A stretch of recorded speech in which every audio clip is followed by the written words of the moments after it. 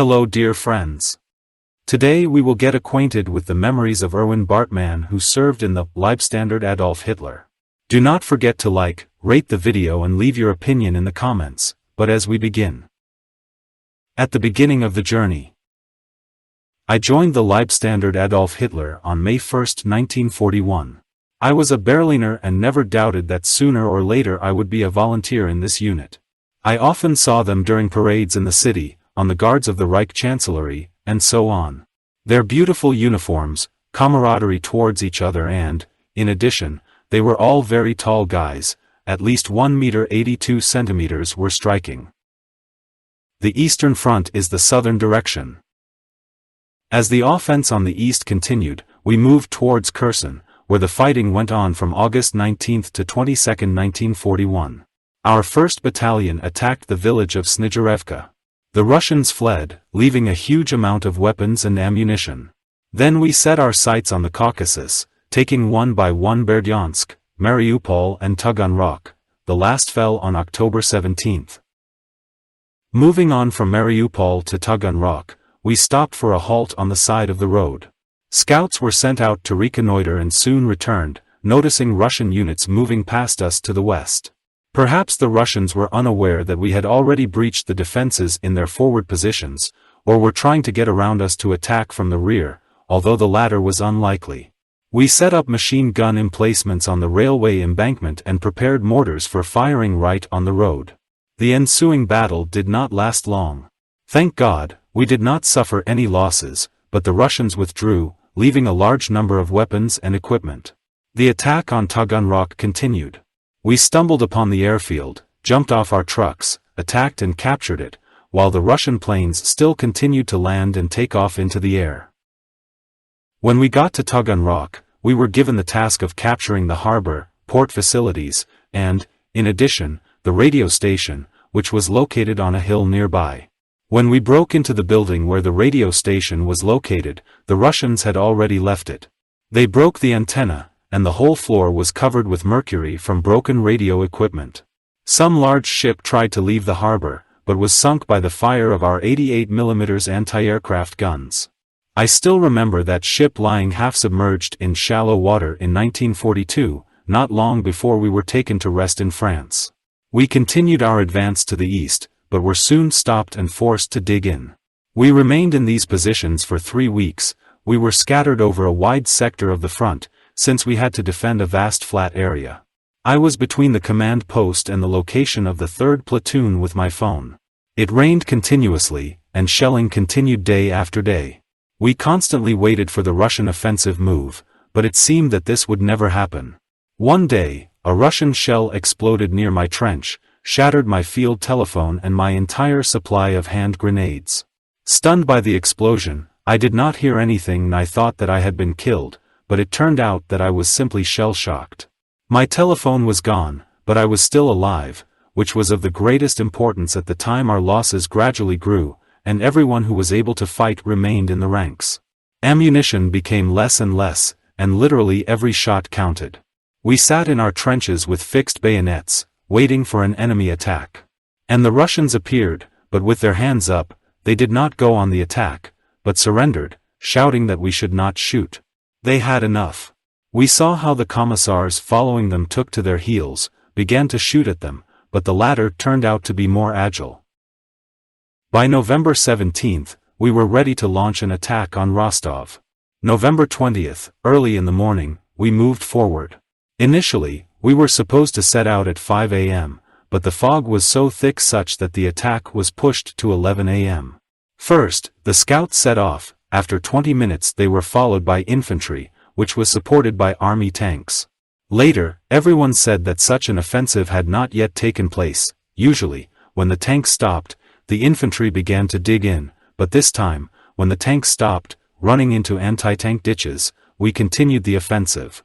The ammunition trucks followed us as the engineering units did their best to get them across the anti-tank ditches, and on the very next day we entered Rostov. However, on December 2nd we had to leave Rostov. The enemy was too strong.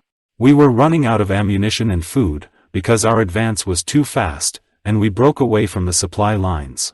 We had no connection with the headquarters of the army and quartermaster units, we just found ourselves on our own. It was very cold, we had no winter clothes, and what we were wearing was clearly out of season. The retreat was landslide, we had to get out of our way as quickly as possible. The fuel in the tanks of our diesel trucks froze, and we had to supply diesel fuel directly to the engines. One man sat in the cockpit with a full canister of diesel while another poured fuel directly into the engine from his mug, something we had to do all the way until we got to our own. Our comrades from the Wehrmacht took up defensive positions, they did not follow us when we entered Rostov. Here, in the frozen trenches, we celebrated Christmas and New Year. We tried to make our dugouts as comfortable as possible, making lamps out of empty cans filled with diesel fuel and equipped with a wick. In January 1942, we moved to some village and built ourselves shelters with machine gun nests in village houses. By our standards, the conditions were luxurious. In front of our positions, by the river, were the positions of a rifle company scattered over a wide sector of defense. By this time we had suffered heavy losses, but there were no replenishments. I remember that each of us had to stay on duty for 4 hours, followed by a 4-hour rest. The guys from the rifle company had a harder time, because they constantly had to repel enemy attacks. We often had to support our comrades from the rifle company with machine gun fire. With the onset of spring, the results of our work became apparent. The snow melted, and frozen corpses appeared from under it, which quickly began to decompose. The stench was unbearable, but soon we were taken away from the front and replaced by police units. We were halfway to Taganrog when it became known that the Russians had crushed our defensive positions, and we had to return and drive the Russians out of our defensive lines they had captured. After that, the Russians with the help of loudspeakers wished us goodbye and leisure in France. So we first learned that we would be completely withdrawn from the front and sent to France to rest and reorganize. Near Kharkov 1942. We took up defensive positions. The snow was deep and it was very cold. I received an order to take a reel and stretch a telephone wire to the location of the neighboring unit. The task was quite simple, but along the way I stumbled upon the Russians. In fact, it was a Russian women's battalion. I must say, it was scary. They jumped out of their trenches, howling like witches, and I already thought that I was finished. I rushed to run from everyone and, in the end, got to my own. Well, lucky as I was. A couple of days later they attacked our positions. We had to retreat and abandon our wounded. Having recaptured our trenches, we discovered that all our comrades were killed. One of them was a friend of mine who, like me, was a telephone operator. We carried the necessary tools with us in our knapsacks, screwdrivers, pliers, etc. And as fate would have it, the same tools he carried were the tools to his end. The Russians put the pliers right down his throat and strangled him. I had to collect the dog tags of the dead before their funeral. Who knows what could have happened to me? Would I be captured by the Russians that day? The very thought of it still makes me shudder. Near Kharkov 1943. I returned to my unit when it was preparing for battles in the Kharkov direction. Going on the offensive, we captured the Russian defense sector in a fierce battle. Then the Russians recaptured it, but we restored the situation. It seemed that there would simply be no end to the fighting for this sector of the front. We took it 3 times, hoping that this time would be the last, but the Russians once again captured our forward posts in a night attack, and our positions again passed into the hands of the enemy. Our section had to resort to a ruse to elude the Russians. We saw the Russians approaching the house we were in and decided to outwit them and not fight. We had an interpreter with us, and he shouted an order in Russian, after which we opened the window, jumped out of it one by one and started to run. I think the Russians were quite surprised to see us jump out of the window one by one and run past them. Fortunately, it was just a small single group of Russians. Our losses after all this were minimal. After these events, we began to prepare for an attack on Kharkov. It seemed that the offensive began successfully, but everything was not going so well, and soon we had to retreat with heavy losses. Our command did not want a repeat of Stalingrad. The attack on Kharkov resumed on February 18, 1943 and ended on March 18. Divisions Leibstandarte and Das Reich attacked the city on March 6, and 2 days later we broke into the city. Russian resistance became more and more fierce, and we had to take part in heavy street fighting. When we entered the suburbs, I was sent to the rear to report the need to send us ammunition. On the way to the rear, I came across a fork in the road. A decision had to be made which way to go. After some thought, I went along the right branch, and after a couple of minutes I saw a group of soldiers who did not look like Germans. These guys stopped too. They waved their hands, calling me, and then I made sure that they were Russians.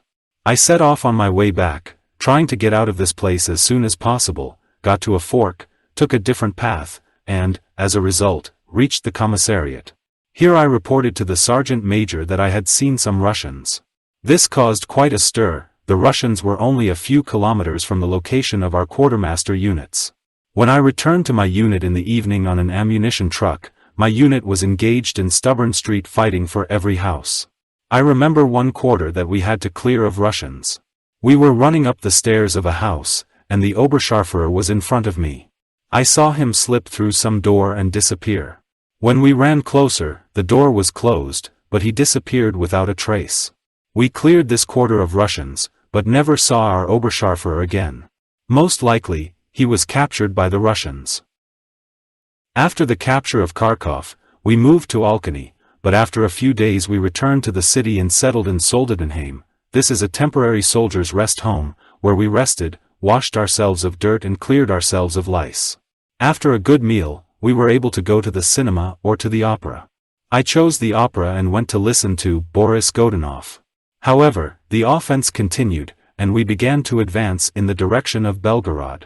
I remember one incident well, as if it was yesterday. We were on a reconnaissance patrol and everything went smoothly until we climbed a hill and saw a Russian artillery piece on top. However, the calculation was not in place, and we hit the road before he had time to shoot at us. I was sitting in the sidecar of a motorcycle that stalled at the most unnecessary moment. We ran to one of our vehicles, jumped in and got to our positions along with everyone else.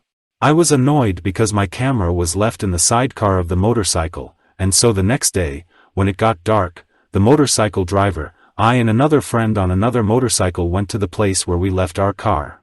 We stopped the motorcycle at the entrance to that very hill and then we went on foot. Then we crawled along some roadside ditch and, in the end, stumbled upon our motorcycle. Crawling up to it, we managed to get it on the first try. The Russians, of course, opened fire, but we were lucky to get out unharmed. In the end, our motorcycle and camera were returned to their owners. Soon our battalion began to move forward. I and another guy were sent out for reconnaissance. We stopped at a haystack which had a good view of the surrounding countryside. We made ourselves comfortable, but remained alert.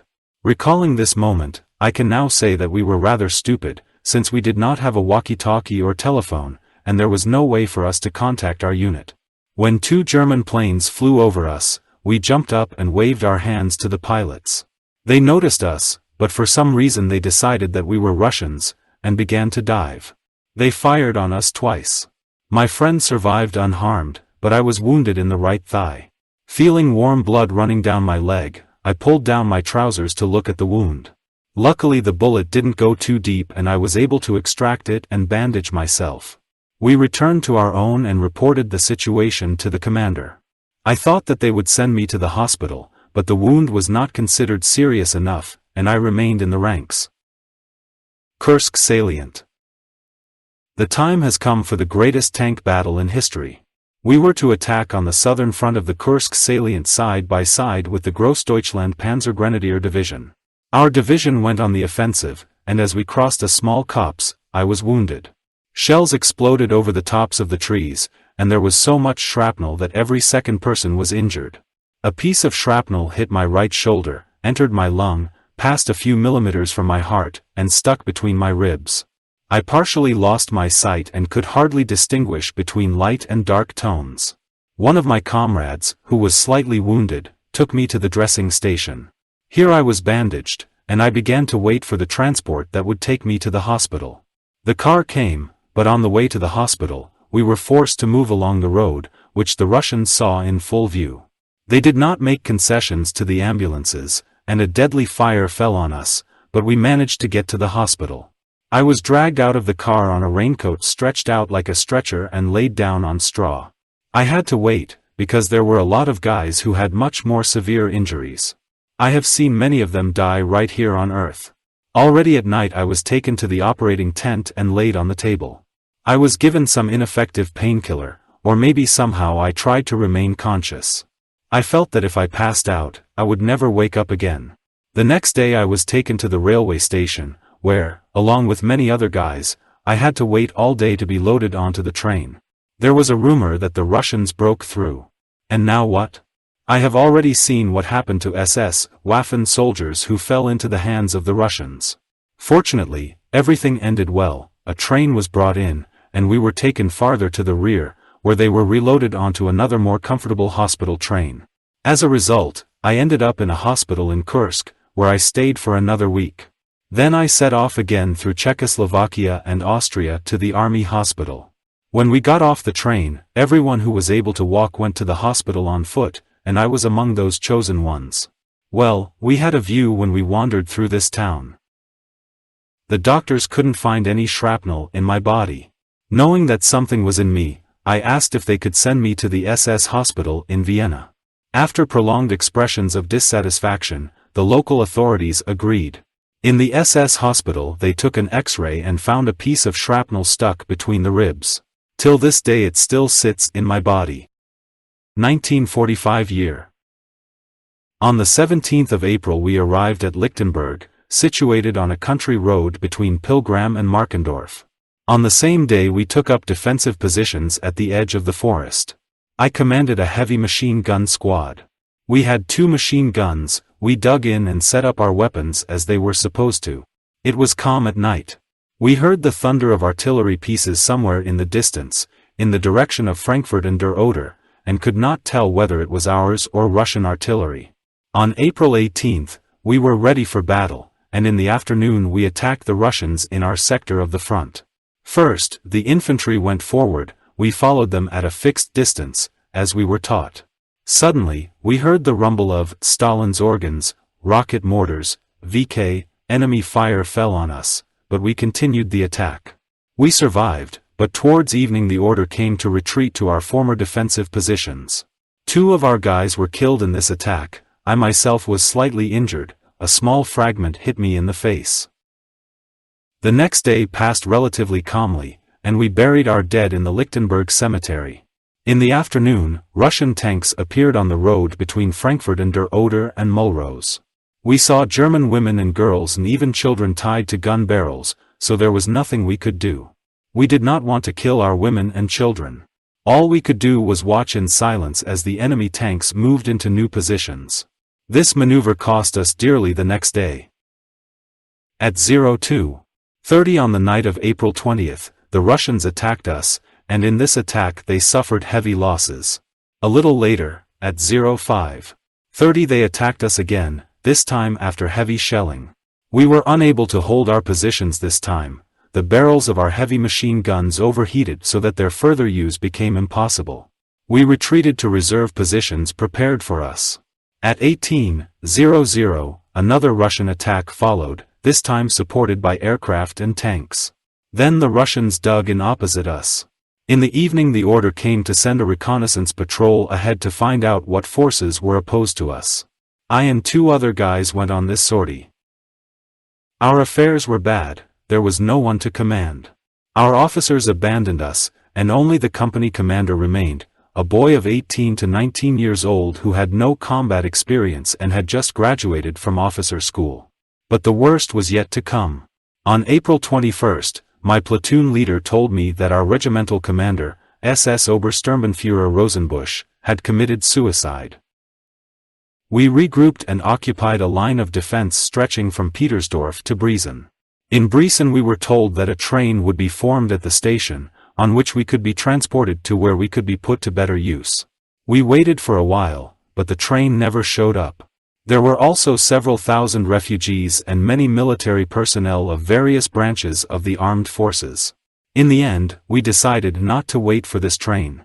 On foot, we went to the Autobahn, where we took up defensive positions along with other military units. On April 21st the Russians attacked us again. They were supported by tanks, ground attack aircraft and units of Seydlitz troops, to a large extent, mythical military units, consisting of former German prisoners of war who agreed to participate in hostilities on the side of the Soviet Army, VK. After fierce clashes, we retreated again. Soon my unit increased in numbers, as the Hungarians who fought on our side joined us. I remember we went from village to village, trying to find some provisions, since my soldiers only had food from emergency personal stores. The people were hungry, and a soldier cannot fight on an empty stomach. In one of the villages we came across the headquarters of some general. We reported our arrival to him and received a hot meal, which boosted our morale dramatically. We were also given bread and some food, which improved our mood even more, after which we set off on our way. Near a place called Storkow, we met an SS Obersturmbannführer named Jungens, who took us under his command. He asked if I and my soldiers were ready to accompany him. We agreed and followed him. From that moment on, I became his bodyguard and followed him everywhere. Under his command was a motley unit, consisting of many battalions and companies, and he tried to recreate the front line held by these units. First we ended up in places where I had once taken a combat training course, then we drove to Spreenhagen via Markgrafpiesk. As we drove to the outskirts of the village, we saw white sheets on the windows, indicating that the locals were ready to surrender. And at that moment we found ourselves under mortar and rifle fire from the Russians. We continued toward Spree. There we discovered that the Russians had already occupied this town and shot down some German soldiers.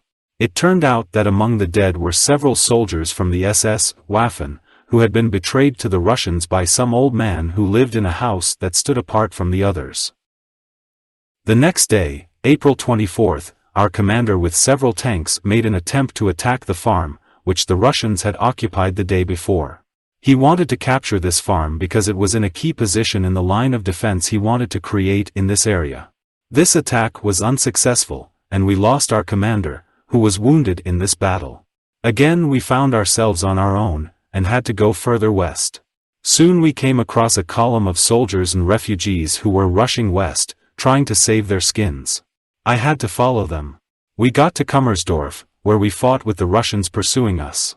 After this battle, with a small group of my comrades from the SS Waffen, found myself in an endless column of servicemen of all branches of the armed forces and refugees leaving to the west. We again ran into the Seydlitz soldiers, pushing through some woods. As it turned out later, these units were under the command of Soviet commissars. Then we were attacked by Russian infantrymen. We moved along the fire clearing, and the Russians attacked us, moving in a parallel course. Seydlitz soldiers were dressed in German uniforms, but were armed with Soviet machine guns. They attacked us again and again, but it looks like some of them tried to blend in with our column. One of these guys happened to be next to us, and we could make out a bandage on his sleeve with the inscription comedy phrase Deutschland. Some officer of the Wehrmacht yelled at us. "Where are the SS men? Kill this man." Personally, I didn't need it. We told the officer that if he wants to shoot someone, let him do it himself. I strongly disliked these staff officers, and at that moment we all thought of only one thing: how to save our own skin. We walked and walked in a huge human column. I can't remember when we stumbled upon the radio tower in Königs Wusterhausen. It must have happened after we escaped from the cauldron. Before falling into the cauldron, we came across a large container of alcohol, which we emptied by mixing its contents with apple juice. I think without this drink we would not have got out of the boiler. Somewhere on the perimeter of the boiler we went to the road that passed between two hills. At the top of each of them stood a Russian gun. Trying to run across in the pauses between shots, without exception, we all slipped between the hills. Only a few of us received minor injuries. In general, we planned to break through to Berlin. As a Berliner, I thought it was better to be in the city than in the middle of all this traffic chaos. Now I think, thank God we never made it to Berlin. Many of my comrades laid down their lives in the last battles for the capital. On April 28th, I again met my last company commander. With him were other officers from my former unit. Together we passed through Belitz, Belzig and Zigar and reached a town called Genthin where we stopped for a